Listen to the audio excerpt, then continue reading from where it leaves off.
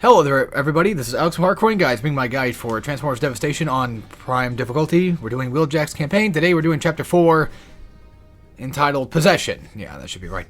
Sorry about the weird intro. I don't know, it's like this weird way of me doing videos now. It's kind of strange, because I'll click on the video that I have, rendered from Elgato, and it will just play in Windows, Media Player, and not, like, inside of an editing tool. Because the editing tools that I use are absolute fucking dog shit, and they'll essentially just freeze up, or even desync, and it's like, well, I have to do it from the actual, root video itself. I can't record commentary the same way I used to anymore, and it really sucks. And speaking of things that suck, my old computer just won't even fucking turn on anymore. I'm so disappointed.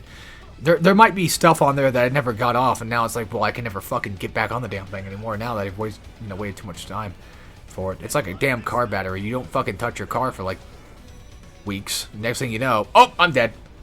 Like, fuck you, dude. So, speaking of cars, Transformers Devastation gets a thumbs up in my book. It's one of the best Platinum games of all time. And let's talk about Clover. Technically I know that this is a guide and people are probably expecting a guide, but like I've said before, if you really want an actual true to form guide for how to play this game better, I would recommend watching at the very least probably my Optimus Prime run. If not that, I think I did a better job doing Bumblebee, and even to an extent Sideswipe. I think I just kind of learned new stuff and understood more stuff. So if you really wanted a better guide, besides me, of course, there's plenty of other people, but if you really wanted a better version of me doing an actual guide to this, there's always those. But real quick, I guess in terms of guide stuff, I can just explain something real fast. This is the first time I think I've ever attempted this. I'm just driving to the end of the bridge and just despawning all the enemies. Fuck them. Who cares? I don't need shit. I don't need the XP. I don't need any of that crap. I don't need the currency. I have like 15 million fucking points. I think I'm pretty much well done and good for, Transformers unlocking stuff, to be fair. Now, funny enough, I actually don't even have the platinum for this game. Yeah, I know, it's bizarre. I have the platinum for Metal Gear Rising, but I do not have the platinum for this game because double S ranks is like the dumbest fucking thing I've ever seen in my entire life. I don't understand it completely.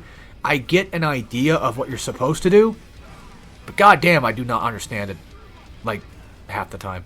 But anyway, yeah, let's talk about new games and stuff that sound cool. So, Clover Studios coming back and all that. Let's start with the first thing first. Onimusha 2 is finally getting remastered. Thank God for that. But that's going to be a pain in the ass to platinum, I'm sure. I'm not going to bother with that. I'm scared of it. I don't know. I'm even scared that Onimusha 3 is going to get remastered. Not a bad game, but just, holy shit, that thing was long.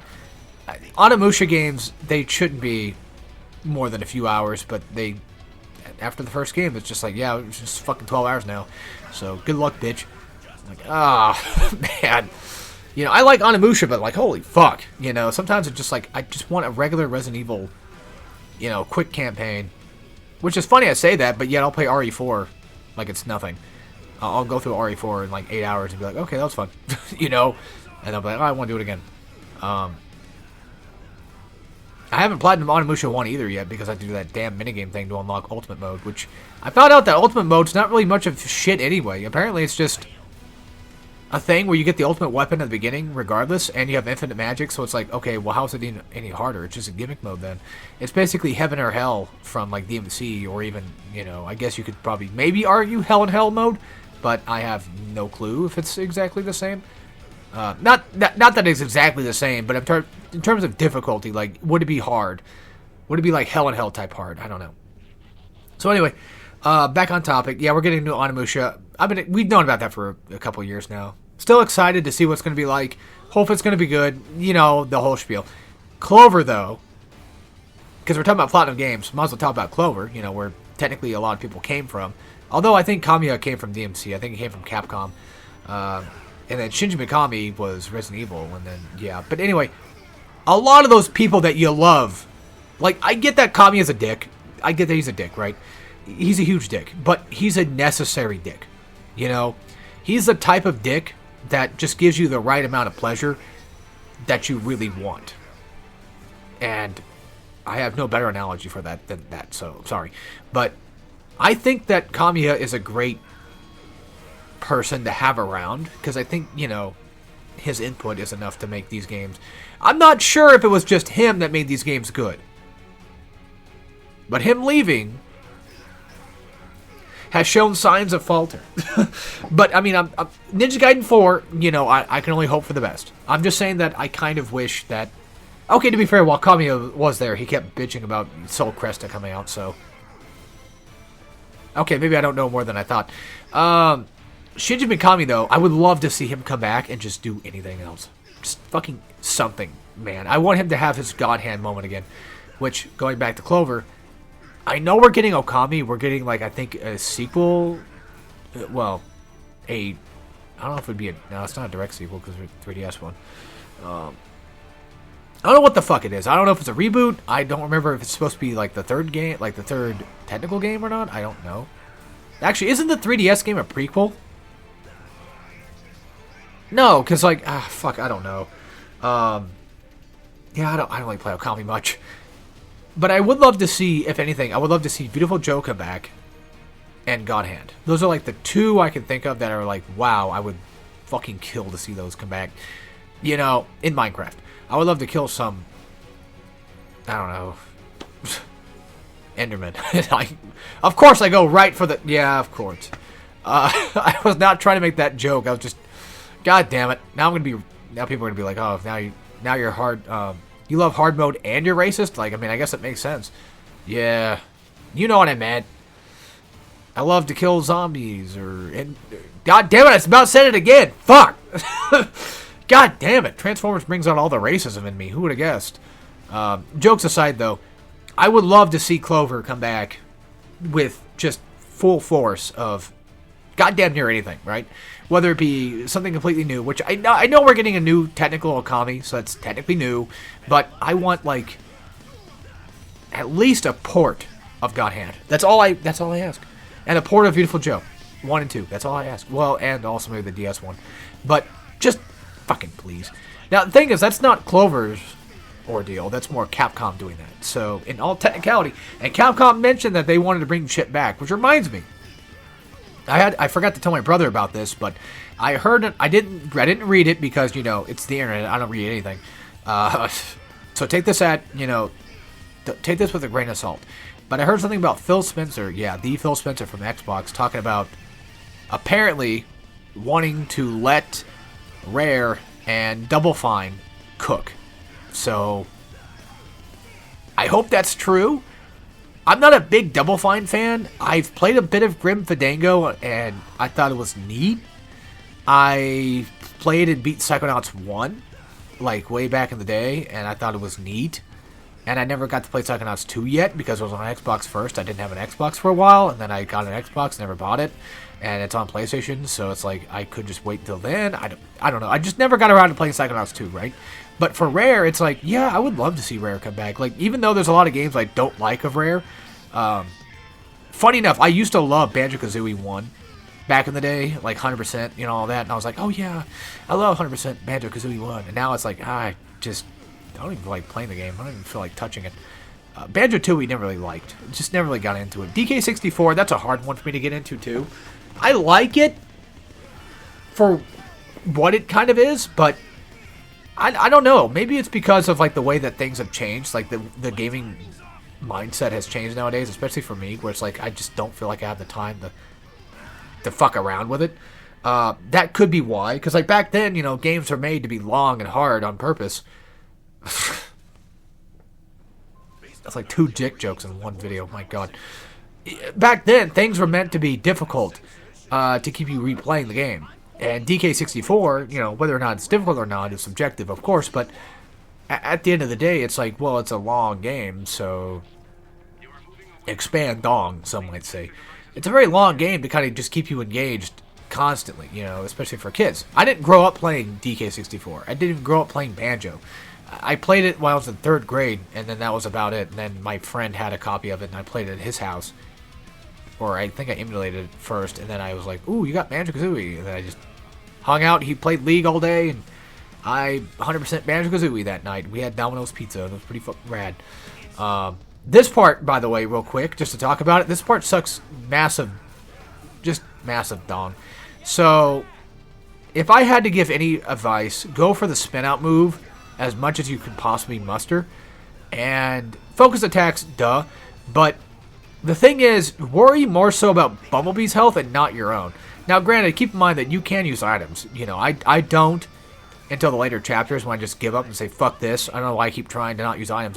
I'm 4 guides in. I could do that. You know, I could technically do that. I've proven that I can do it without. I'm fine. So if you want to do that, then go right the hell ahead. I don't care. But basically, just keep on to Bumblebee here so that way they target you instead. And try to save your overdrive for a couple of groups later. Like, don't just waste it on these assholes. Just wait until, I think after the Insecticons is when you want to use it. Or the second wave Insecticons where, like, Kickback and shit appear. So that's what I would recommend doing, at the very least, if you're going to use your overdrive at any time. So that way, you know, when things get a little too hectic. Okay, man, I'm thinking of a different fight.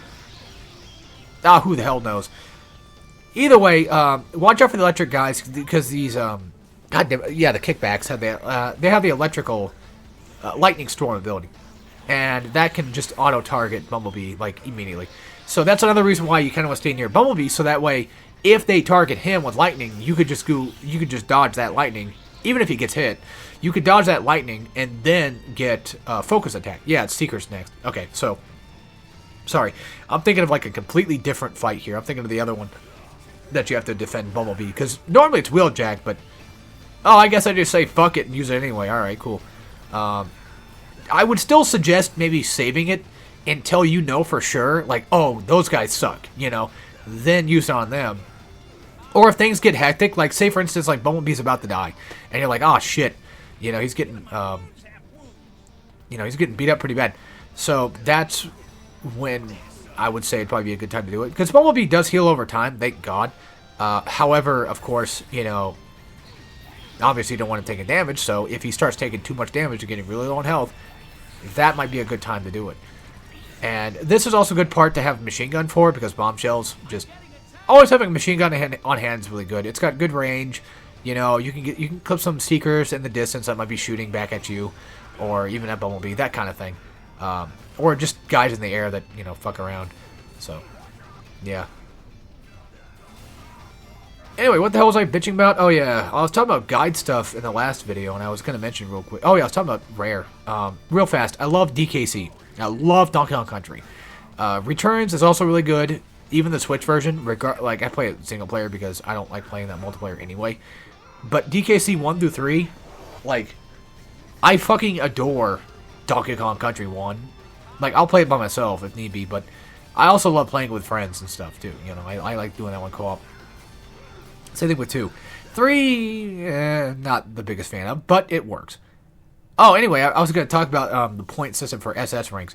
So, essentially, as far as I understand, you're supposed to basically do a bunch of different stuff to get your rank up. It's less so based on time and no damage like it is in like Metal Gear Rising or whatever, and now it's more so based on like how many vehicle attacks do you do, how many stuns do you do, that kind of stuff. And even then, still, even if you don't get all S ranks, all double S ranks for every mission, I think you can still technically get double S for the entire chapter, as long as you get majority, I think, really good, you know,